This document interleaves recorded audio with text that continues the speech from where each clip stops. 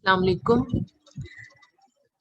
हमने gene regulation का topic start पहले भी किया हुआ है। आपने जीन रेगुलेशन में पढ़ा था mainly regulation at level of transcription. Regulation का आपने इंट्रोडक्शन में पढ़ा था कि why it is necessary to have gene regulation because if all the genes expressed all the time in all the cells then it's not feasible, या इससे cell जो है वो सही तरह से काम नहीं कर सकते।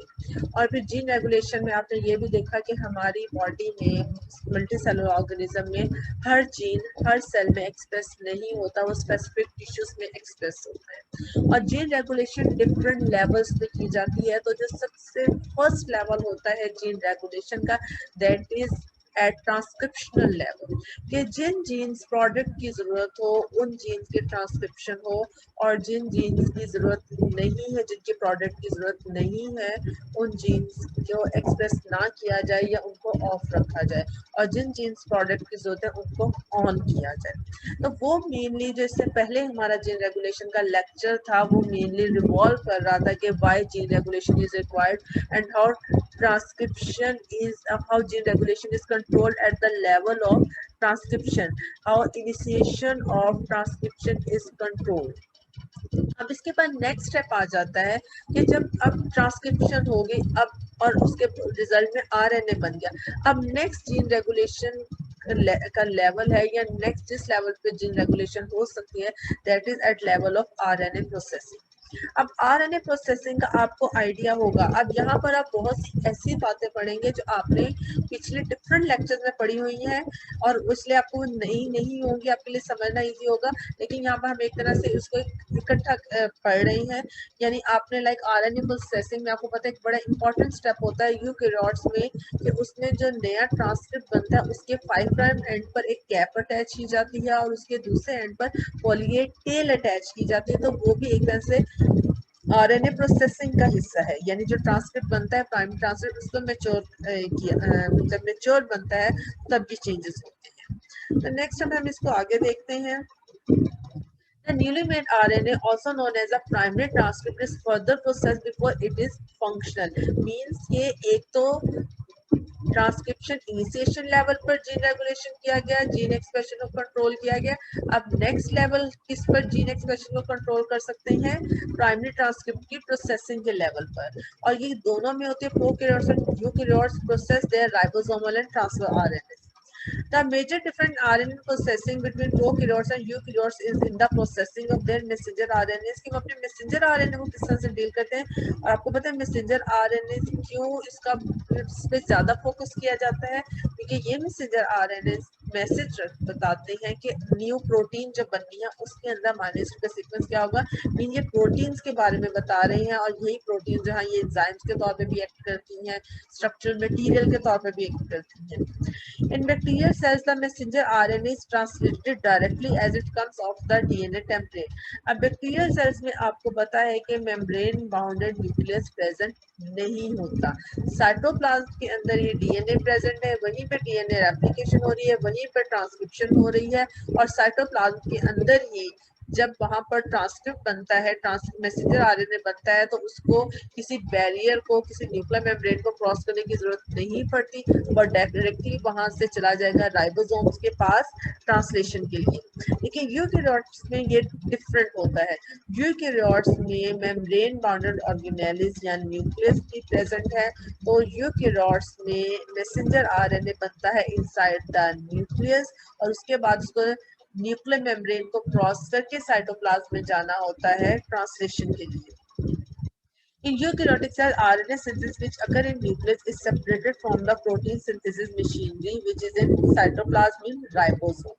In addition, eukaryotic genes have introns, non-coding region that interrupt the gene coding sequence. अब यहाँ पर आपको इस बात का पता चल जाएगा कि अब आप देखेंगे एक मेन डिफरेंस क्या है कि बैक्टीरिया में जो मैसेंजर आरएनए बन रहा है उसके अंदर इंट्रॉन्स एक्सॉन्स वाली डिवीजन नहीं है, उसका जो सारे का सारे एक तरह से कोडिंग रीजन है, वहां पे इंट्रॉन्स नहीं होते। इंट्रॉन्स क्या है? इंटरवल्स हैं। इंटरवल्स क्या है कि जिन्होंने एक्सप्रेस नहीं होना, जिन्होंने कोडिंग नहीं करनी, जबकि यूकेरियोट्स में क्या है, यूकेरियोट्स में एक्सॉन्स तो वो पार्ट है जिसके पास अमाइनो एसिड बनाने के लिए इंफॉर्मेशन है, लेकिन इंट्रॉन्स आगे, इंटरवल्स आगे हैं जो कि यूज नहीं होने, जो कि आगे ट्रांसलेशन में यूज नहीं होने। तो अब एक और मेजर डिफरेंस क्या आ जाता है आरएनए स्प्लाइसिंग का। आरएनए स्प्लाइसिंग में यूकेरियोट्स में क्या होता है कि ये जो इंट्रॉन्स है ये दरमियान से कट कर दिए जाते हैं, यानी जब डीएनए की ट्रांसक्रिप्शन से आरएनए बनता है तो इंट्रॉन्स भी ट्रांसक्रिप्ट हो जाते हैं। लेकिन अब ये जो प्री मैसेंजर आरएनए है इसके लिए जरूरी है कि पहले यहाँ से इंट्रॉन्स को रिमूव किया जाए, इसको हम कहते हैं स्प्लाइसिंग। और उसके बाद जो एक्सॉन्स बचते हैं जिनके पास इंफॉर्मेशन है, के पास इंफॉर्मेशन है प्रोटीन्स के लिए, उसके बाद ये एक्सॉन आपस में कंबाइन हो जाते हैं इंट्रॉन्स के रिमूव होने के बाद। इसलिए जो प्री मैसेंजर आरएनए बनता है वो साइज में ज्यादा लेंथी होता है, लेकिन जो सप्लाइज मैसेंजर आरएनए या फाइनल मैच्योर मैसेंजर आरएनए बनता है वो साइज में छोटा होता है। अब आरएनए स्प्लाइसिंग क्या है, यानी ये भी एक कंट्रोल हो रही है। आरएनए स्प्लाइसिंग भी क्या है, इसके इस लेवल पे भी या प्रोसेसिंग लेवल को भी रेगुलेट किया जाता है जीन एक्सप्रेशन के लिए। The messenger RNA copied from genes containing introns will also therefore have regions that interrupt the information in the gene, क्योंकि जो एक्चुअल इंफॉर्मेशन एग्जिस्ट कर रही है वो एक्सॉन्स में, इंट्रॉन्स के पास इंफॉर्मेशन नहीं है, ये जस्ट इंटरवल्स हैं दरमियान में जीन के। These regions must be removed before the messenger RNA is sent out of nucleus to be used to direct protein synthesis. The process of removing introns and rejoining the coding sections or exons of the messenger RNA is called splicing. यानी means हम कैसे इसको define कर सकते हैं, removing of introns and rejoining the coding sections of exons या जिनके पास information है। Once the messenger RNA has been capped आपको याद आया कि एक साइड पे कैप अटैच की जाती है। स्प्लाइस में क्या है, इंट्रॉन्स रिमूव होंगे और रिजॉइन होंगे, एक्सॉन्स इंट्रॉन्स रिमूव होंगे और एक्सॉन रिजॉइन होंगे and had a poly A tail added, it is sent from the nucleus into the cytoplasm for translation. Mean जब ये प्रोसेसिंग आरएनए प्रोसेसिंग के 3 स्टेप्स कंप्लीट हो जाएंगे तब क्या होगा, तब वो न्यूक्लियस से मूव कर जाएगा साइटोप्लाज्म में ट्रांसलेशन के लिए। The initial product of transcription of protein coding gene is called the pre-messenger RNA or primary transcript.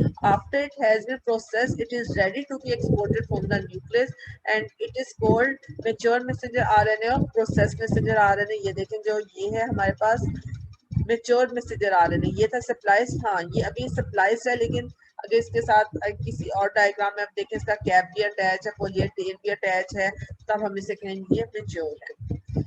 यहाँ पर अब देखें, यहाँ पर हमें मिल रहा है मेच्योर आरएनए। लाइक ये जीन है, जीन में आपको पता है कि जीन का स्ट्रक्चर आपने पढ़ लिया है कि एक जीन का रेगुलेटरी रीजन होता है और बाकी उसकी ट्रांसक्रिप्शनल यूनिट होता है या जिसको आप कोर एलिमेंट भी कह रहे हैं। अब ये यूकेरियोटिक जीन है तो इसके अंदर इंट्रॉन्स भी प्रेजेंट है ब्लू कलर में, जबकि एक्सॉन्स को इंट्रॉन्स को ग्रीन कलर से शो किया और एक्सॉन्स को ब्लू कलर से, लाइट ब्लू कलर से। अब स्टार्ट में जब प्राइमरी ट्रांसक्रिप्ट बनता है तो आपको पता है कि यूटीआर का क्या मतलब होता है, अनट्रांसलेटेड रीजन, कि इन्होंने ट्रांसलेट नहीं होना। इसके बाद नेक्स्ट में आ जाता है एक्सॉन्स। अब यहाँ पर ट्रांसक्रिप्शन के रिजल्ट में आपको पता है कि जब प्राइमरी ट्रांसक्रिप्ट बना है उसके बाद यूटीआर भी है, यानी अनट्रांसक्रिप्टेड रीजन भी प्रेजेंट है ऑन बोथ एंड। अब इसमें क्या होगा, सप्लाइसिंग में यहाँ से ये जो ग्रीन कलर के इंट्रॉन्स है ये रिमूव हो जाएंगे और आखिर में आपके पास सिर्फ एक्सॉन बचेंगे ब्लू कलर के। उसके बाद 5 प्राइम एंड पे कैप अटैच कर दी जाएगी और 3 प्राइम एंड पर A attach, poly A tail attach हो जाएगी। और अब जो फाइनल आपके पास मैसेंजर आरएनए आया है, अब ये है मैच्योर मैसेंजर आरएनए। ये प्राइमरी ट्रांसक्रिप्ट, उसके बाद 3 स्टेप्स होंगे, कैपिंग, स्प्लाइसिंग एंड पॉलीएडेनाइलेशन, और उसके रिजल्ट में बनेगा मैच्योर मैसेंजर आरएनए और देन ये ट्रांसपोर्ट होगा न्यूक्लियस टू साइटोप्लाज्म। अब अगेन वही है कि 3 स्टेप्स हैं प्री मैसेंजर आरएनए की ताकि वो मैच्योर मैसेंजर आरएनए में चेंज हो, capping at 5 prime and addition of a poly A tail and splicing to remove introns. In capping step of messenger RNA processing, a 7-methyl guanosine is added at the 5 prime end of messenger RNA. The cap protects the 5 prime end of the messenger RNA from degradation by nucleases and also help position the help to position the messenger RNA correctly on the ribosome during protein synthesis. अब आपने detail में, जब हमने transcription पढ़ी थी तो हमने detail में पढ़ा था कि जो 7 मिथाइल कैप है वो कैसे ऐड की जाती है, और आपने इसमें पढ़ा था कि कैप 0 भी हो सकते हैं, कैप 1 भी हो सकते हैं, यानी टाइप भी इनके जो कैप्स ऐड की जाती है इनकी टाइप से है, तो वो आपने डिटेल में पढ़ी होगी। और यहाँ पे दोबारा आप देख लें कि स्ट्रक्चर इस तरह का क्या है कि यहाँ पर जो 5 प्राइम हैंड है मैसेंजर आरएनए का, उसमें देखें राइबोज जो शुगर है उसके साथ ये अटैच हो रही है 7 मिथाइल गुआनिन कैप।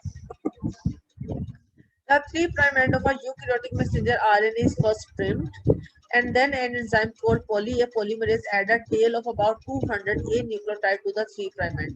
अब इसके लिए भी आपने ट्रांसक्रिप्शन जब पढ़ी थी तो हमने बहुत डिटेल में पढ़ा था कि किस तरह से आके वो उसको कट करता है किसी इंटरनल स्पेस पर, कि जो पोली ए टेल है वो लास्ट टर्मिनल पॉइंट पे ऐड नहीं होती बल्कि वो इंटरनली किसी पॉइंट पर ऐड होती है। तो पहले वहां पे उसको कट किया जाता है, ट्रिम किया जाता है, और देन वहां पर पोली एक टेल ऐड की जाती है पॉलीमरेज एंजाइम की हेल्प से। There is evidence that poly-A tail plays a role in efficient translation of messenger RNA as well as in the stability of messenger RNA.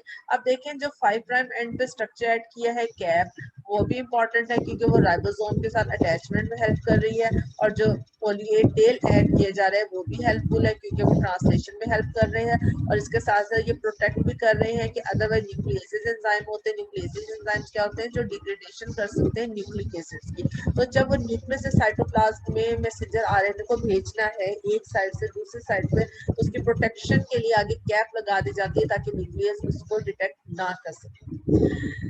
The cap and poly-A tail on the messenger RNA are also indication that messenger RNA is complete or not defective.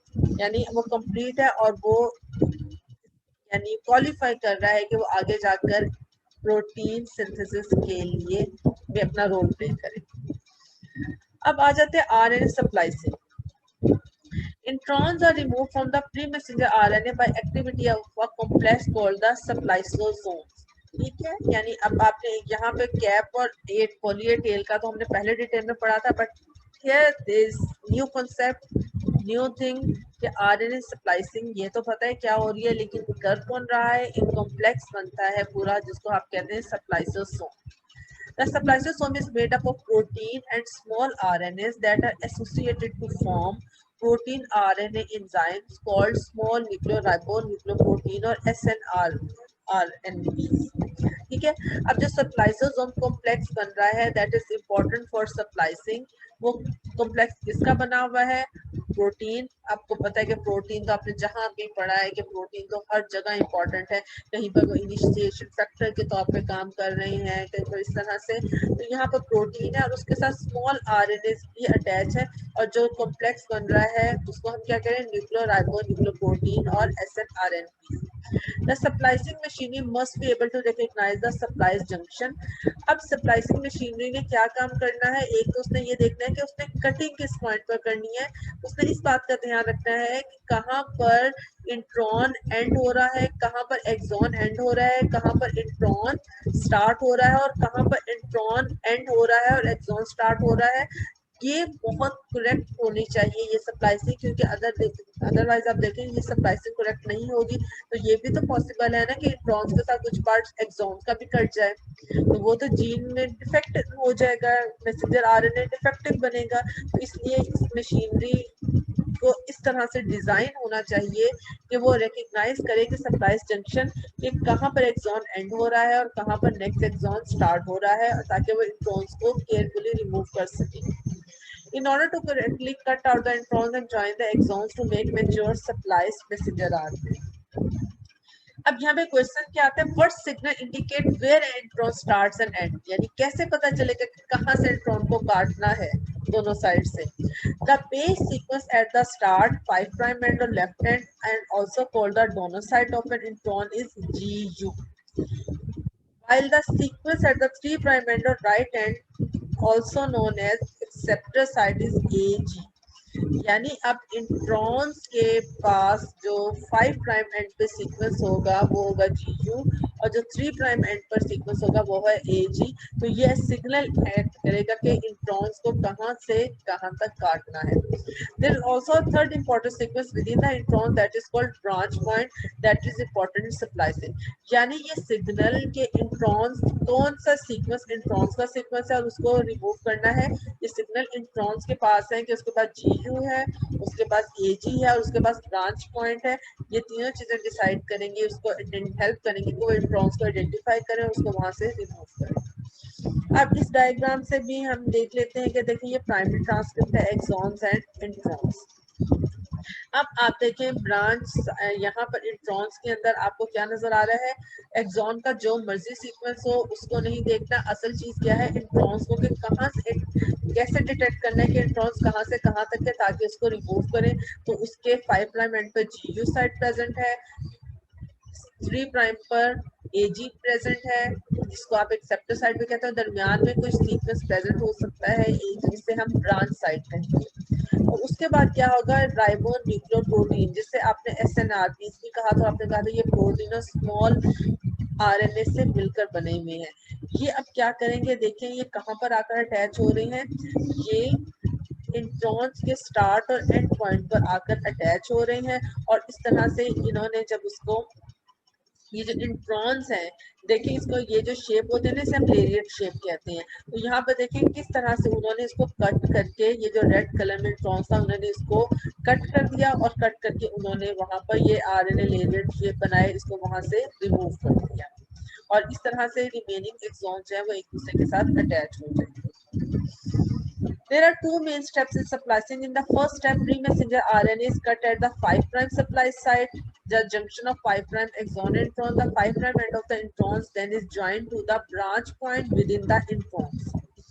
ठीक है, यानी जो 5' and introns का cut किया था अब वो अपने ही अंदर जो उसका ब्रांच पॉइंट है इंट्रॉन्स का वहां पर अटैच हो जाएगा। ये देखिए ये ब्रांच पॉइंट है, जब यहाँ से कट करेंगे तो ये यहाँ पर जाकर इस तरह से अटैच हो जाएगा। तो इस तरह से ये देखिए लेरिएट लाइक स्ट्रक्चर बन जाएगा।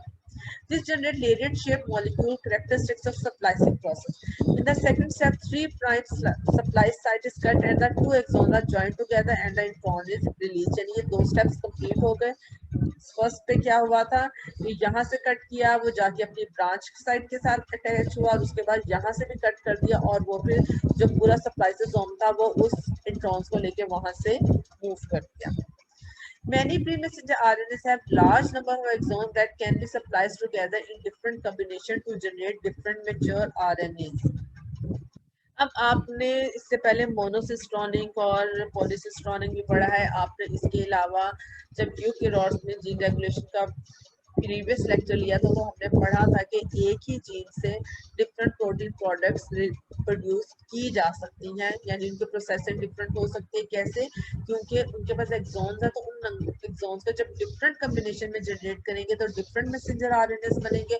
जीन एक ही है लेकिन जब स्प्लाइसिंग के दौरान डिफरेंट कॉम्बिनेशन क्रिएट हुए तो डिफरेंट मैसेंजर आरएनए बने और उसके रिजल्ट में डिफरेंट प्रोटीन्स बनेंगी एक ही जीन से। तो इसको हम कहते हैं alternative splicing and allow the production of many different proteins using relatively few genes, यानी एक जीन से एक से ज्यादा प्रोटीन बन सकती है। Since a single RNA can, by combining different exons during splicing, create many different protein coding messages. Because of alternative splicing, each gene in our DNA give rise on average to 3 different proteins. यानी एक gene है, exons different combinations में combine हुए तो एक gene से कम 3 different protein products बन सकते हैं। Once protein coding message have been processed by capping, splicing and addition of poly A tail, they are transported out of the nucleus to be translated in the cytoplasm. अब देखें जी यहाँ पर इसको alternative splicing का आप एक तरह से कहते हैं कि एक्सप्लेन किया गया है। अब डीएनए है, डीएनए में आपको एक्सॉन्स नजर आ रहे हैं जो कि आपको ब्लू कलर से एक्सॉन 1 शो किया है, एक्सॉन 2 ग्रीन कलर से शो किया है, एक्सॉन 3 रेड कलर से शो किया है, एक्सॉन 4 लाइट ब्लू कलर से शो किया है और एक्सॉन 5 जो है ये आपको थोड़ा सा येलो ऑरेंज कलर में शो किया है। डीएनए से बना प्री मैसेंजर आरएनए, यहाँ पर अब आपको एक्सॉन 1 2 3 आपको 5 एक्सॉन्स नजर आ रहे हैं। ऑल्टरनेट स्प्लाइसिंग में क्या होगा, एक तो ये है कि इनके जो फर्स्ट ऑप्शन है क्या है कि इनके इंट्रॉन्स रिमूव कर दें और ये जितने 5 के 5 एक्सॉन्स हैं इनको आपस में कंबाइन कर दिया जाए 1 2 3 4 5 और ट्रांसलेशन के रिजल्ट में बन गई प्रोटीन ई। सेकेंड ऑप्शन क्या है ऑल्टरनेटिव स्प्लाइसिंग में, एक्सॉन 1 2 4 5 अटैच करें लेकिन एक्सॉन 3 को इंक्लूड ना करें, और जब एक्सॉन 3 को इंक्लूड नहीं करेंगे तो अब जो प्रोटीन बन रही है वो डिफरेंट है जिसको हम प्रोटीन बी का नाम देंगे। थर्ड क्या ऑप्शन हो सकती है कि 1 2 3 4 को करें लेकिन एक्सॉन 4 को इंक्लूड ना करें, तो उससे एक नया messenger RNA mature messenger RNA बनेगा, उससे जो प्रोटीन बनेगी वो डिफरेंट होगी, इसे हम कहेंगे प्रोटीन सी। इस तरह आप देखें एक ही जीन से 3 different protein, 3 different mature messenger RNA और 3 डिफरेंट प्रोटीन्स बन सकती हैं डिपेंडिंग अपॉन के एक्सॉन को किन कॉम्बिनेशन में बनाया है, किस एक्सॉन को इंक्लूड नहीं किया, और ये सिचुएशन पे डिपेंड करता है। अब ये भी हैपहैजर्डली नहीं होता कि स्प्लाइसिंग के दौरान जिस एक्सॉन को दिल के शामिल करो जिसको नहीं शामिल करना, नहीं दिल करा ना शक्कर, ऐसा नहीं होता, बल्कि ये भी under the control of other factors होता है। कंट्रोल किया जाता है कि किस टाइम पर या किस सेल में किस एक्सॉन को इंक्लूड करना है किसको नहीं करना, ये भी under the process of gene regulation होता है। Then is regulation of messenger RNA processing. To understand how regulation of RNA processing can control gene expression, we need to recall the high eukaryotes contain both simple and complex transcription unit. The primary, अब देखें यहाँ पर आपको simple transcription unit नजर आ रहा है। Simple transcription unit में आप देख रहे हैं कि कैप्साइड है, उसके बाद एक्सॉन 1 एक्सॉन 2 और एक्सॉन 3 है, उसके बाद पोली ए टेल है, और देन क्या हो रहा है ये सारे एक ही कंट्रोल रीजन के अंडर हैं और ये बन गया beta globin of messenger RNA बन रहा है। The primary transcript produced from the former contain one polyacide and exhibit only one pattern of RNA splicing. Even if multiple introns are present, the simple transcription unit encode a single messenger RNA. अभी आप देखेंगे यानी आप देखें इसके अंदर splicing का सिर्फ एक पैटर्न होगा, ऑल्टरनेटिव स्प्लाइसिंग नहीं होगी। ठीक है, अभी हमने पढ़ा था कि कुछ जीन्स हैं अपनी जिनमें ऑल्टरनेटिव स्प्लाइसिंग होगी, लेकिन अगर सिंपल ट्रांसक्रिप्शन यूनिट बनता है तो उसमें ऑल्टरनेटिव स्प्लाइसिंग नहीं होगी, उसमें स्प्लाइसिंग का एक ही पैटर्न होगा। जब भी होगा ये एक्सॉन 1 2 3 आपस में कंबाइन होंगे, ये किसी एक्सॉन को मिस नहीं करेंगे और ना ही कोई नया कॉम्बिनेशन बनाएंगे। लेकिन अगर ये हो alternative, in contrast the primary transcript produced from complex transcription units can be processed in alternative ways to yield different RNA. अभी ये जो आपने यहाँ पर पढ़ा था इसी स्टेप को इस फिगर में शो किया हुआ है ऑल्टरनेटिव 3 प्राइम एक्सॉन्स की। ये देखिए यहाँ पर वो डिफरेंट कॉम्बिनेशन बना सकते हैं। देखें यहाँ पर मैसेंजर आरएनए 1 ये कॉम्बिनेशन भी बन सकता है, और यहाँ पर लाइक एक्सॉन 1 और 2 कंबाइन हो जाए, और ये कॉम्बिनेशन भी बन सकता है कि एक्सॉन 1 और 3 कंबाइन हो जाए, एक्सॉन 2 उसमें ना प्रेजेंट हो, और उसके रिजल्ट में क्या होगा डिफरेंट प्रोटीन्स बनेंगे या लाइक से आप ऑल्टरनेटिव स्प्लाइसिंग कहते हैं। तो यहाँ पर ये जो आपको फर्स्ट है कि एक ही तरह से स्प्लाइसिंग होगी, ये सिंपल है, और जहाँ पर स्प्लाइसिंग ऑल्टरनेटिव स्प्लाइसिंग है इसको हम complex transcription unit. In theory, expression of both simple and complex transcription unit could be controlled by on-off regulation of cleavage and polyadenylation of their pre-messenger RNA.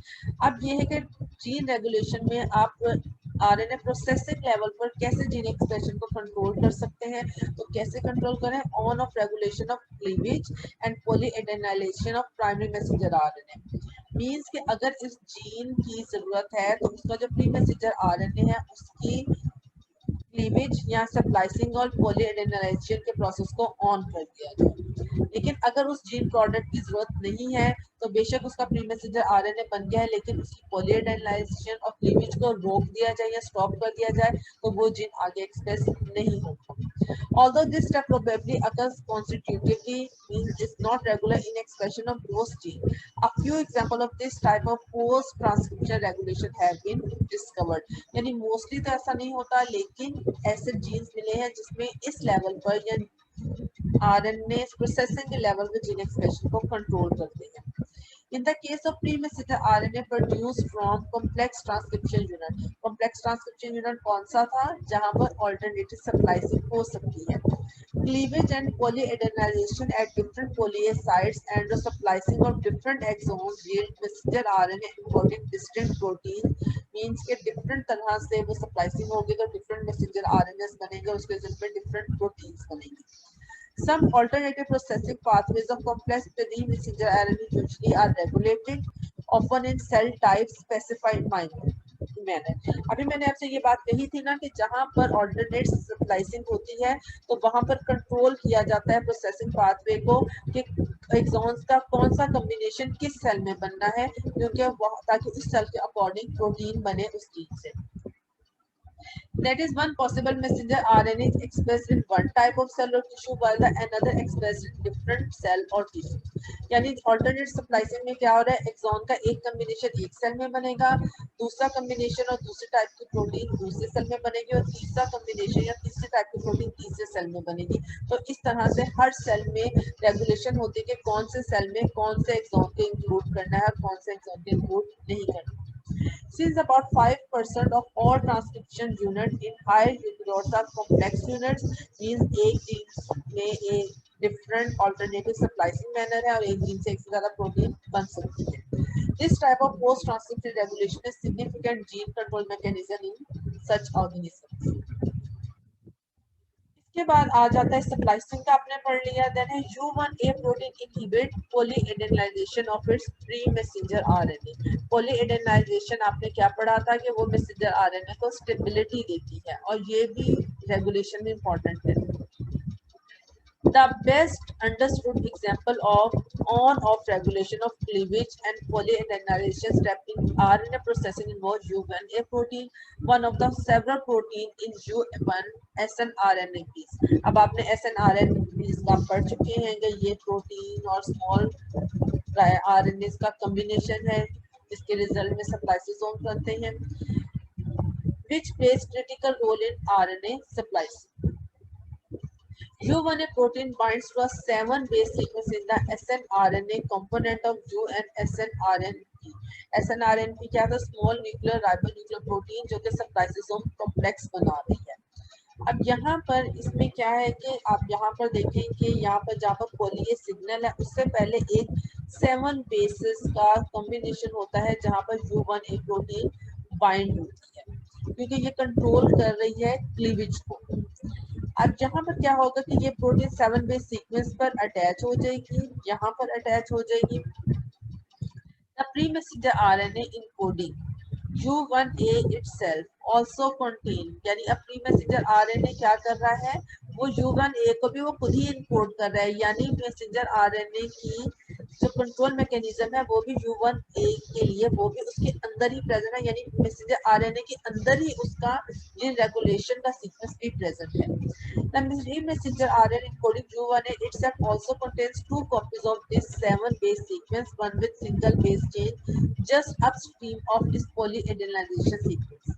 When a U1A protein molecule is bound to the each copy of this 7-base sequence, ये देखें ये दोनों 7-base sequence है, इनमें सिर्फ एक nucleotide का difference है. 7-base sequence U1A pre-messenger RNA in vitro system containing poly-A polymerase and all the factors necessary of cleavage and polyadenylation cleavage occur, but addition of poly-A tail does not. अब ये देखें यहाँ पर वो कह रहे हैं कि यहाँ पर poly-A सिग्नल भी है.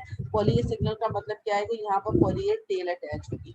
अब उन्होंने जब एक्सपेरिमेंट्स में किया उन्होंने पोलीमरेज तो डाल दिया जिसने A ऐड करना था, U1 प्रोटीन भी डाल दी, यहाँ पे बेस सीक्वेंस भी U1A प्रोटीन के प्रेजेंट है. तो उन्होंने क्या देखा कि जब U1A protein U1A binding site पर मैसेंजर आरएनए में अटैच हो जाती है तो उसके बाद क्या होगी, क्लीवेज स्टार्ट हो जाती है. मीन के factor recessive of cleavage occurs but addition of poly A tail does not occur.